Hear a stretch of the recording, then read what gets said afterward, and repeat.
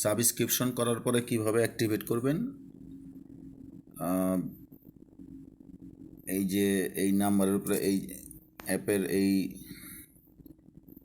আপনার এই আইডির উপরে ক্লিক করবেন, তারপরে মেম্বারে ক্লিক করবেন, তারপরে এই নাম্বারের উপরে ক্লিক করলে এখানে দেখেন দুইটা বাটন আসছে, 1604 এবং 52418, যেই আইডিতে আপনার সাবস্ক্রিপশন পাঠাইছেন সেই আইডিটার উপরে ক্লিক করবেন।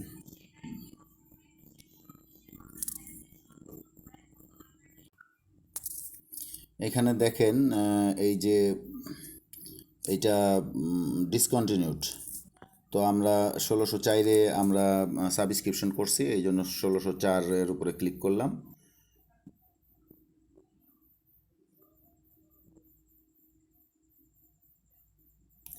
তো দেখেন এই যে কমপ্লিট হয়ে গেছে, বাস ওকে।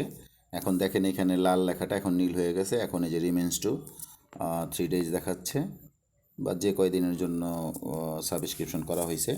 তো এখন জাস্ট এই যে আমরা ব্যাকে গেলাম, ব্যাকে গিয়ে আবার ব্যাকে গেলাম, ব্যাকে গিয়ে এই যে এক্সিট অ্যাপ, আমরা অ্যাপটা এক্সিট করে দিলাম।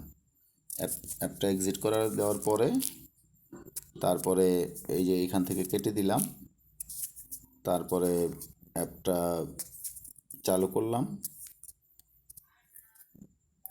চালু করার পরে একটু সময় ওয়েট করতে হবে, তারপরে আমরা